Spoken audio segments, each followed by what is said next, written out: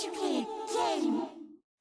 Greetings, Zombie Slayers, Sleepy Jim here. Welcome to my Road to Gold shotguns here on Call of Duty Ghosts multiplayer. We are still ranking up the Bulldog shotgun here. A couple of the camos I'm going to be working on in this gameplay are the camos associated with team-based gameplay, such as a camo that I require a certain number of assists, so that should be fairly straightforward. Another one of the camos requires 20 rescue kills, which is a little bit harder to unlock, but we'll get there hopefully in the end. And a couple of games of Cracked here, 2 for the price of 1 today, because they are both fairly short gameplay. And Cracked is a pretty fun game mode, which encourages rush-style gameplay, so enjoy it from time to time. But I'm not going to be talking too much about the gameplay today, because I want to talk about a fairly important issue that will be affecting people that upload gameplay to YouTube, especially those that monetize or are part of a multi-channel network situation. And for those of you that don't know, basically what is happening in January for most of the partnered channels that upload gameplay is random videos that you upload will be selected for review of copyrighted material. So they will be basically reviewed, and that review process can take between a few hours and a few days according to the information that we've got. So what this means is your channel, your videos that you upload will probably not be approved for monetization for a certain period of time if they are selected for this review process. So what my channel, which is Maker Studios or specifically K.E.M, is suggesting we do from that point on is to upload videos as unlisted until they go through the review process if they're selected for that and they are approved for monetization, and then change them to public so that you guys actually get it in your subscription feeds and you're aware that it's been uploaded and go and watch it at that point. So that's kind of a hassle, and it's especially going to affect people that upload time-sensitive videos such as news videos and that sort of thing. But at least they made us aware of that. It's fairly straightforward, and apparently they're only going to be reviewing frequently people that actually have these copyright matches on their videos. So those of us that don't get those matches are probably not going to get reviewed quite so often, according to the information that we've been given. However, overnight last night, something happened that we weren't told about and that we weren't expecting, and that has a lot of people talking like it's the end of gameplay on YouTube, that it's the YouTube apocalypse, it's like the end times, and a lot of people talking about quitting YouTube and stuff like that as a result. And that is basically what's happened is YouTube have a software program that basically reviews videos that have been uploaded and scans them for copyrighted material. Now, this is not something new that YouTube have just introduced. In fact, they've had this software since 2007, but it seems that they haven't actually been using it too often, and certainly not in a blanket sort of run like they did overnight, and that it looks like they're probably going to be doing, at least from this point onwards, until they change their process again. And basically how it works is this software has a database of what they call digital fingerprints, and this is information submitted by the owners of the copyrighted material that allows the program to identify this copyrighted material in uploaded videos. Once it identifies it, it will flag a video with a content ID match. Now, this has me a little bit worried, guys. Call me crazy, but I'm not super confident in the reliability of YouTube's software or how it functions. And for those of you that may or may not be aware, YouTube has always had issues and bugs and been broken in how it works. For instance, view counters, they've often had issues with those not working properly. And it's kind of important because, that's what our revenue is based around. So, those are the things that it should be getting right that it doesn't always get right.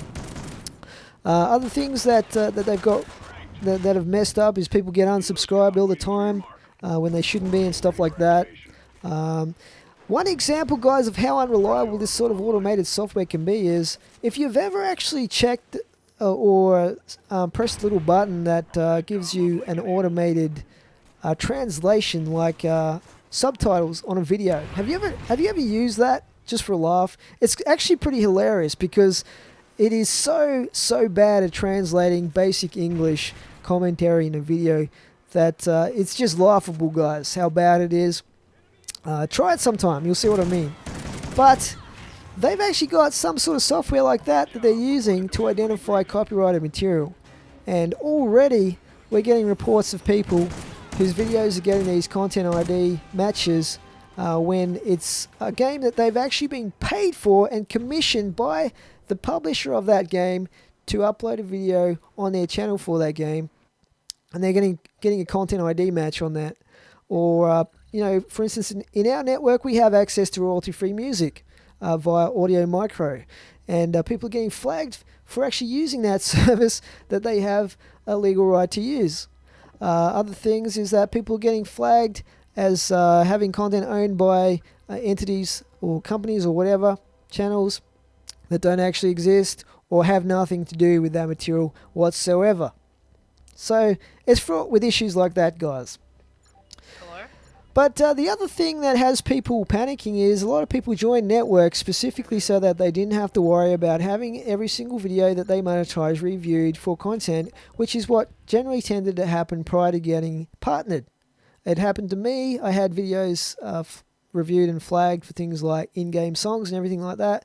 Then when I got network, basically everything could be monetized within reason, and it was all good. Never had any issues. It was fantastic, and that was the main draw card for people to get their channels partnered. And now they're turning around and they're realizing that they're getting all these content ID matches on videos, even though they're part of a network that they thought was going to protect them from that sort of thing. Now, when it comes to a content ID, what impact does that have on your video? Well, if you get a content ID match due to copyrighted material apparently being in your video, what happens is the owner of that material will have put in place a protocol for what they want done if a video gets flagged with that. So it could be one of three things. One, they could block, for instance, the audio. If you've got a song in there that is copyrighted, they could block the audio and you would have no sound in your video. The other thing they could do is they could track your video. So it doesn't affect the video, but it affects the views you get on that video, which go onto their analytics instead of your channel's analytics. The third thing that seems to happen most of the time is they will monetize your video. So they will get the revenue for the ads shown on your video, and you will get absolutely nothing for your video. So one of those three things could be what happens if you get a content ID match. They won't necessarily take down the entire video, although that could happen. Now, at any stage, someone who owns the copyrighted material, if you put it in your video, could sue you. And fines range from $750 to $30,000. But that has generally never happened to an individual channel on YouTube. But it's still something on the table for these people that own the copyright materials. Now, people might be wondering, well, why is this changing now? Well, basically, the copyright laws have always been there, and they haven't really changed too much. YouTube's guidelines for uploading video game content haven't really changed either. But what has changed is how YouTube has been treating this and how they're cracking down on it now when they didn't used to. So they've always had that software to review for copyrighted material, like I said, but they haven't really been using it too much except for non-partnered channels. Now, just to give you an example, YouTube's guidelines for uploading video content was basically they say, what can't I monetize? Under that heading on their help page, they say, without the appropriate license from the publisher, use of video game must be minimal. Video game content may be monetized if the associated step-by-step commentary is strictly tied to the live action being shown and provides instructional or educational value. So to me that means you must have commentary. You can't just post gameplay without any commentary like some people do. And it needs to be some sort of like tutorial or step-by-step walkthrough. That sort of thing is what they're getting at with that guideline. Now further to that, they say videos simply showing a user playing a video game for extended periods of time may not be accepted for monetization. So to me that's referring to things like Let's Plays and stuff where you're just playing the game but not really doing anything else instructional. Now, what's interesting is a lot of people that have had these content ID flags overnight have been people who have been uploading Let's Play videos and stuff like that. Or they may have been uploading the cutscenes, or, you know, re-uploading trailer videos, or putting copyrighted music in their content. Now myself, it hasn't really affected me too much at this point. I've got nearly 1,000 videos I've uploaded. I'm always super careful about what I upload, and I only got one content ID match off the first part of Let's Play that I had, but that was an unlisted video anyway that I didn't really, I wasn't really going to make public, so it was all good. I just deleted it. But I know some people like K.E.M, for instance, on his Let's Play channel, he had literally hundreds of these content ID matches. Now, you can dispute these content ID matches. If you choose to do that, though, what can happen if they uphold the rights of the copyrighted material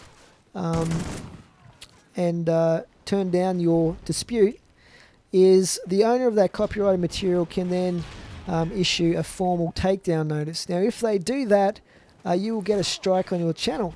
And most of you know that if you get 3 strikes on your channel, you will get your channel taken down along with any other channels you have, and you won't be able to upload videos. So that kind of sucks. But that should hopefully drive home to you guys. If you're going to dispute these content ID matches, you want to make sure 100% you have the rights to upload that video content and the rights to monetize it, and that you have some document where you can point to and show that you have those rights. And it may surprise a lot of people to know, but a lot of game publishers and the owners of these copyrights for video game content do not allow people to commercialize the use of their video game. They may allow you to upload videos, but not to actually monetize those videos. There are exceptions to that, but they're often the smaller game companies or indie games and stuff like that. So you just have to be super careful about that, guys. Some people are talking about quitting YouTube or moving to Twitch and stuff like that. But it's probably a bit of an overreaction. What we may see is less videos being uploaded, or perhaps we might see different kinds of videos. So guys, that's just a rundown of those crazy issues that have been happening around the copyright issues with YouTube and gameplay videos. It's not going to affect me too much because I don't do it for the money anyway. But there you go. Hope you enjoyed the gameplay. For now, it is Slippy Jim out. Thanks for watching.